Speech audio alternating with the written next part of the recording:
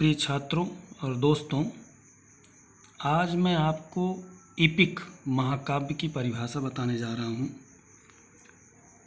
जैसे कि हमारे देश में रामचरितमानस है जो एक महाकाव्य है, उसी प्रकार अंग्रेजी साहित्य में भी कई महाकाव्य बने हैं। उन्हीं में एपिक की डिफिनेशन बताने जा रहा हूँ। The epic is the greatest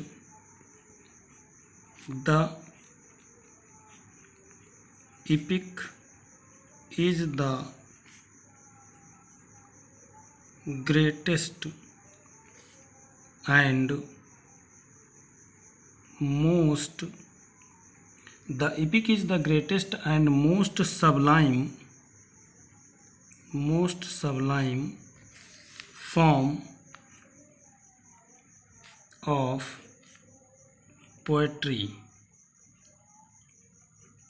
The epic is the greatest and most sublime form of poetry. The epic महाकाव्य इज है द ग्रेटेस्ट सबसे महान एंड मोस्ट और अत्यधिक सबलाइम माने सब उत्कृष्ट फॉर्म माने आकार ऑफ पोएट्री महाकाव्य पोएट्री का कविता का सबसे महान और उत्कृष्ट आकार होता है।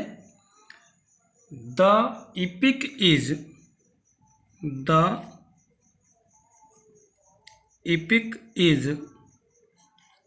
long poem, a long poem. The epic is a long poem celebrating the life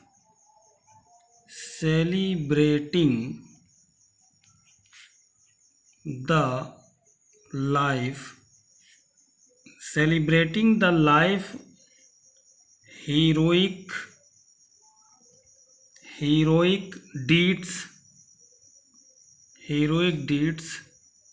and achievement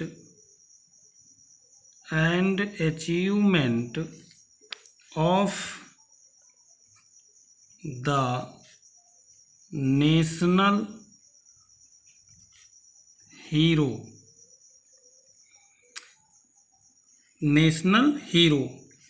The epic महाकाव्य इज है ए लॉन्ग पोएम एक लंबी कविता सेलिब्रेटिंग जो मनाती है द लाइफ्स माने जीवन को ऑफ हीरोइक ट्रेट्स माने हीरो के अभिनेता के कार्यों का एंड अचीवमेंट्स माने उपलब्धियों का ऑफ द नेशनल हीरो राष्ट्रीय हीरो जो देशव्यापी जो देश का नेता होता है ऐसे हीरो की। तो महाकाव्य एक महान और अत्यधिक उत्कृष्ट श्रेणी की कविता का आकार है। महाकाव्य एक लंबी कविता है जो राज्य के या देश के नेता के द्वारा देश के अभिनेता के द्वारा महान कार्यों और उपलब्धियों का वर्णन किया जाता है। हमारे देश में बहुत सी पौराणिक कथाएं भी हैं और महाकाव्य भी हैं। तो एग्जाम्पल में देखेंगे, एग्जाम्पल जैसे तुलसीदास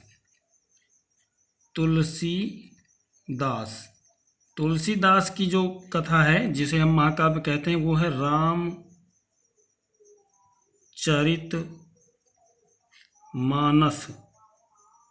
रामचरितमानस। और बात करें तो वाल्मीकि इनकी रामायण।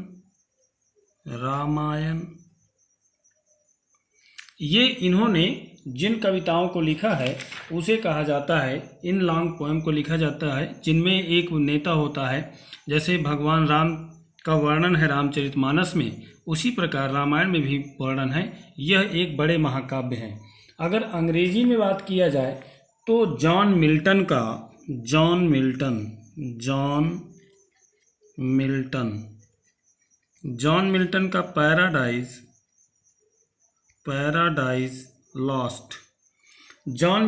पैराडाइज लॉस्ट बहुत ही महत्वपूर्ण अंग्रेजी महाकाव्य है, इंग्लिश का महाकाव्य है। इसी तरह अगर और बात करें तो फ्रांसिस स्पेंसर का फेरी